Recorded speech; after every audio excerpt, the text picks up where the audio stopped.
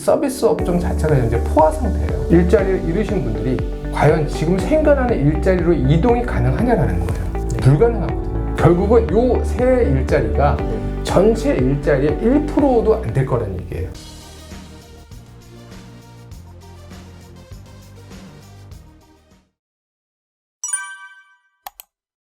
네, 먼저 자기소개를 좀 부탁드릴게요. 저는 약 한 16년 정도 컨설팅 회사에서 근무를 하다가 2018년에 그 회사를 좀 그만두고 나와서 개인적으로 강의나 컨설팅을 진행하고 있고요. 재작년부터는 명지대학교의 지능형 프로세스 자동화 사업단이라고 있습니다. 거기에 지금 특임 교수로 3년째 좀 재직 중에 있습니다. 첫 직장이 제조업이다 보니까 컨설팅의 영역도 제조업과 관련된 분야였어요. 지금 주로 하고 있는 부분은 전략, 그 다음에 디지털 혁신과 관련된 그런 쪽 관련된 일들을 주로 하고 있습니다. 학교에서는 이제 RPA라고 하는 로봇으로 이제 프로세스를 자동화하는 그 툴이 있어요. 그 부분을 가지고 이제 학생들하고 실습 과정을 하면서 학생들한테 그러한 부분으로 취업 역량을 키우는 쪽의 일을 주로 하고 있습니다. 혹시 여태까지 하신 일 중에서 좀 기억에 남는 프로젝트라든가 그런 게 있을까요? 보통 이제 차세대 시스템 구축이라는 일들을 많이 합니다. 현재 운영하고 있는 IT 기술을 완전히 뒤집어서 완전히 시스템 자체를 새롭게 업그레이드 시키는 그런 개념의 이제 프로젝트인데, 우리나라에서 좀 유명하다라고 하는 굵직굵직한 기업들의 이제 그런 프로젝트를 진행을 했었던 적이 있고요. 우리나라 발전사 중에서 제일 큰 발전사 쪽에 글로벌 경영 모델을 수립하는 프로젝트를 한 적이 있습니다. 네. 그래서 그 글로벌 경영 모델 수립하는 프로젝트에 참여했다는 것이 지금으로 봐서 고생도 많이 했지만 나름대로 자부심을 느끼는 프로젝트였지 않나, 그런 생각을 좀 많이 해보고 있습니다. 4차 산업혁명, 그러니까 뭐 사전적인 의미는 알겠어요. 뭐 그린 뉴딜, AI, 드론, 뭐 자동화 이렇게 얘기를 하고 있는데, 솔직히 제 느낌을 말씀드리면 그냥 좋은 건 다 갖다 붙인 느낌이 들긴 하거든요. 네. 너무 좋은 것만 다 갖다 붙이다 보니까 외려 모르겠어요. 우리 대표님께서 생각하시는 좀 명확한 4차 산업혁명에 대한 부분을 좀 알 수 있을까요? 정의들을 다양하게 하세요. 다양하게 하는데 다 정리해보면 한 2가지 정도로 저는 볼 수 있을 것 같아요. 하나는 모든 것이 연결되는 사회, 데이터 경제. 저는 이 2가지를 보거든요. 과거에는 시간적, 공간적, 물리적 제약이 있었다고 하면 4차 산업혁명 시대에는 그런 부분들이 이제 거의 없어진다. 모든 것이 연결되는 사회, 초연결 사회라고 하죠. 또 그 연결됨으로 인해서 발생되는 것들이 데이터들입니다. 그래서 그 데이터들이 결국은 경제의 축을 이루는 사회. 과거에는 저희도 이제 자원 경제라는 말을 많이 했거든요. 석유라든가 원자력이라든가 자원에 대한 부분인데, 이제는 그 자원이라는 부분이 데이터로 대체가 된다고 볼 수가 있어요. 그래서 데이터가 자원이 되는 사회. 그래서 4차 산업혁명은 모든 것이 연결되면서 그걸 기반으로 데이터 경제가 만들어지는 사회. 이게 산업에만 국한된 것이 아니라 모든 일반들에게한테까지도 다 영향을 미치는 사회. 그렇게 보는 것이 가장 쉽지 않을까 하는 생각이에요. 얘기하는 모든 기술들이 결국은 연결시키고 데이터로 움직이는 것들이거든요. 모든 것들을 보면 다 거기에 묶여 있어요. 그렇기 때문에 4차 산업혁명의 핵심과 본질은 초연결과 데이터. 저는 이제 그렇게 생각을 하고 있습니다. 옛날에 없던 개념도 요즘에 또 생겼죠. 예를 들면은 내가 어디 아프다, 그럼 병원에 갔으면 병원에서 무슨 약을 진단받았고 안 좋다, 이런 데이터들을 데이터 기반 업체에서 이 자료를 사고 팔고 막 이렇게도 하더라고요. 지금 이제 말씀하신 부분이 결국 의료 데이터거든요. 제가 A라는 병원에서 진료를 받았으면 그 병원의 진료 기록을 B라는 병원에서는 볼 수가 없어요. 그렇기 때문에 내가 내 돈을 주고 건강검진을 받고 치료를 받으면 데이터는 제 건데, 그 데이터를 제가 임의로 지금 활용을 할 수 없다는 얘기예요. 그래서 사실 이제 최근부터 나오는 부분들이 이 개인 데이터 플랫폼을 만들어서 자기 데이터는 자기가 필요하다라고 하면 뭔가 인센티브를 받고 제공을 할 수도 있는 것이고, 내가 어느 병원을 가든 과거의 병원에서 내가 치료받았던 진료 기록들이 다른 병원에서 보험으로 인해서 저한테 더 맞는 치료를 할 수 있게끔 만드는 게 지금 최근에 지금 많이들 나오고 있는 얘기들이고, 이제 거기에 적용되는 기술들이 이제 블록체인이라는 기술들이 적용이 되고 있거든요. 개인 데이터 자체 위변조라든가 임의 도용을 막기 위해서 과거에는 떨어져 있던 것들이 다 묶는다는 얘기거든요. 그런 개념들이 이제 사회적으로 형성이 된다는 개념으로 보시면 될 것 같아요. 개인의 데이터 자체를 본인이 제공을 하게 됨으로써 본인이 또 인센티브를 얻게 되잖아요. 그게 이제 데이터 경제거든요. 그러니까 그런 컨셉을 보면 4차 산업혁명이 남의 얘기가 아니라 우리도 그 속에 좀 들어가고 있다. 너무 먼 얘기가 아니라 이미 그렇죠. 가랑비에 젖듯이. 이미 우리도 모르게 이미 거기 좀 젖어 있고 있어요. 그 개념들을 깨달으셔야 나중에 올 수 있는 후폭풍에도 대비하실 수 있지 않을까, 그런 생각도 듭니다. 이 4차 산업혁명은 저 같은 개인한테는 먼 얘기 같거든요. 근데 여기서 실질적으로 이득을 보려면 퍼뜩 떠오르는 거는 뭐 주식 이런 거밖에 없는 것 같아요. 네. 4차 산업혁명이 이렇게 왔을 때 회사원, 주부, 우리 같은 일반인 개인 이런 사람들이 실질적으로 어떤 이득을 취하려면은 어떤 방법들이 있을지 좀 알 수 있을까요? 4차 산업혁명 속에 사람들이 이미 들어와 있어요. 코로나로 인해서 4차 산업혁명의 혜택들이 점점 더 빠른 속도로 지금 오고 있어요. 옛날에 할아버지 할머니들이 배달의 민족 써가지고 주문하는 거 상상을 못 했거든요. 그쵸. 쿠팡 들어가서 쇼핑하는 거. 이제 할아버지 할머니들 웬만하시면 다 하신대요. 환경이 이렇게 만들어 버렸거든요.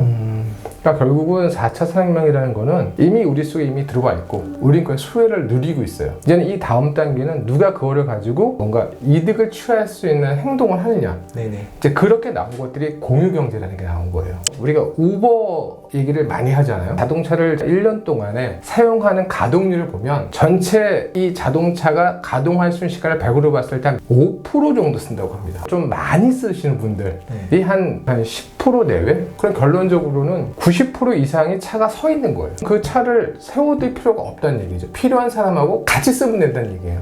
그렇게 만들어진 경제가 공유경제예요. 내 것을 나눠 쓰기 위한 사람들을 인터넷에서 찾는 거예요.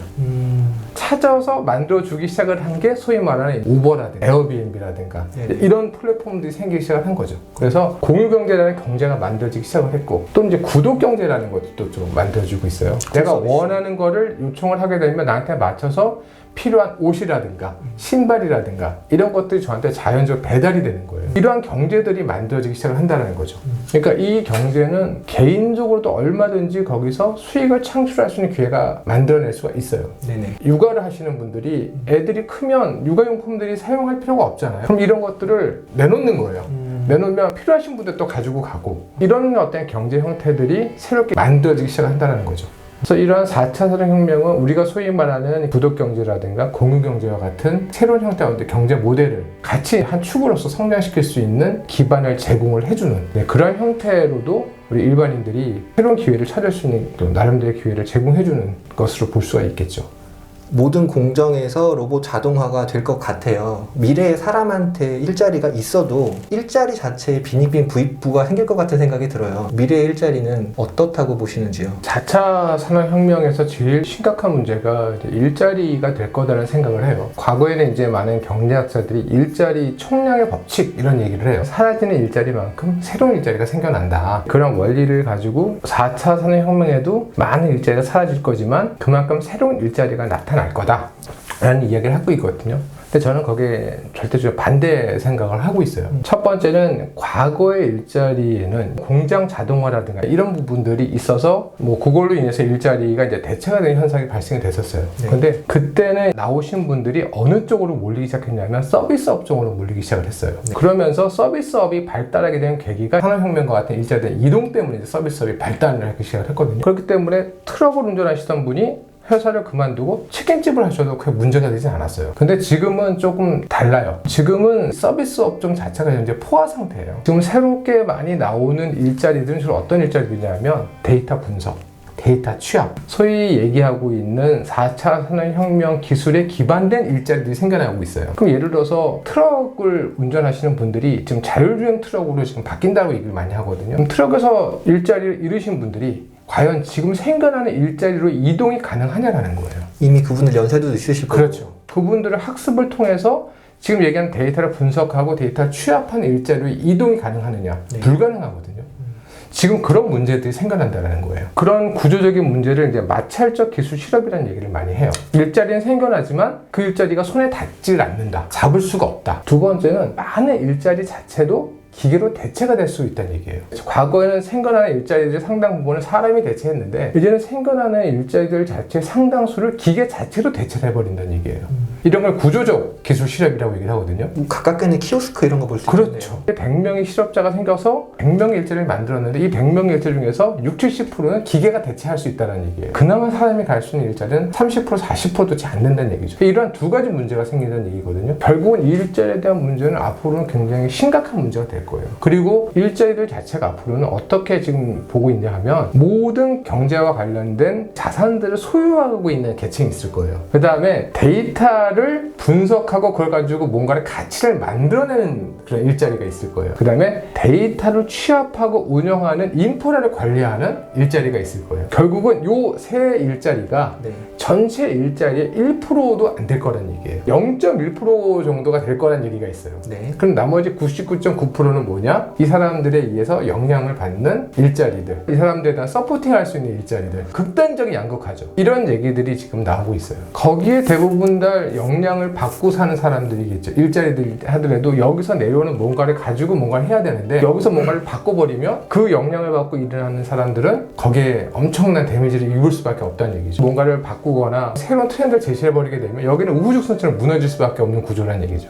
0.1% 대 99.9% 이런 얘기들이 지금 나오고 있어요. 굉장히 일자리 쪽에서는 심각하죠. 쿠팡 배달 서비스, 저는 그것도 되게 걱정스러운 게 나온 지 얼마 안 됐잖아요. 그런 서비스가. 그래가지고 지금은 대접을 받는 게 맞는데 이런 서비스가 앞으로 많아질 것 같다는 생각이 드는 거죠. 점점 많아지고 보편화되고 뭔가 자동화가 되고 그러다 보면 지금 그 일자리도 사실 위험해 보이고 네. 많이 받는 돈도 점점 가치가 떨어진다라는 생각이 좀 드는데 이미 뭐 아마존에서 드론으로 택배를 하는 거라든가 무인 택배 자동차들이 이제 지금 다니고 있어요. 과도기적인 부분이라고 보겠죠. 현재까지 문 앞에 가져다주는 도어투도어 서비스가 현재로서는 곽강을 받다 보니 현재로서는 그걸 전부 다 기계로 대체하는 거는 어렵고 현재로서는 사람이 하고 있지만 배달과 같은 단순한 그러한 업무들 자체를 언제까지 사람이 할 거라고 보진 않거든요.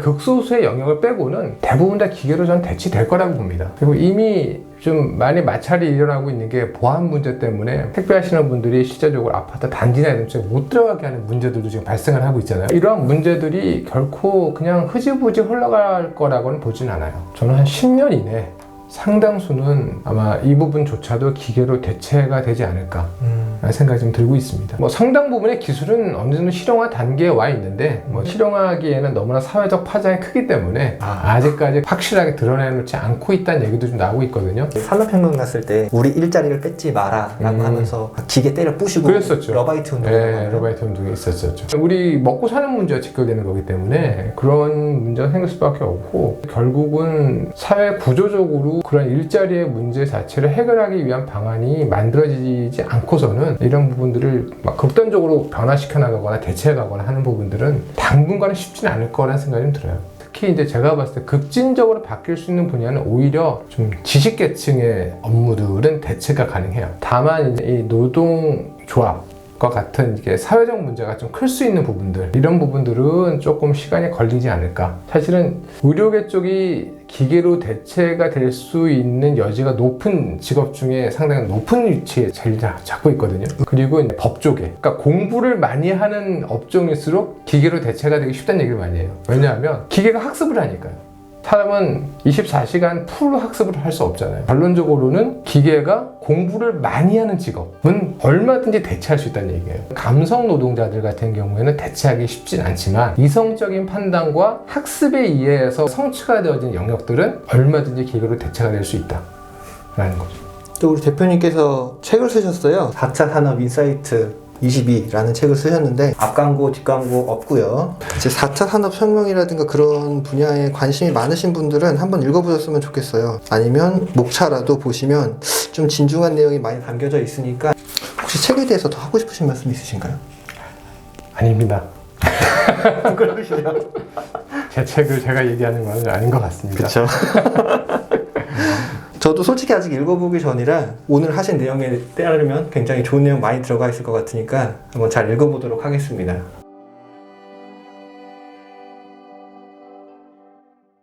간과하고 있는 것들이 좀 있는 것 같아요. 밸런스를 맞춘 기업과 그렇지 않은 기업 간의 격차가 어느 순간에 순식간에 벌어질 거라고 봐요. 학교를 졸업하면 바로 컨설팅이나 강사를 하고 싶다.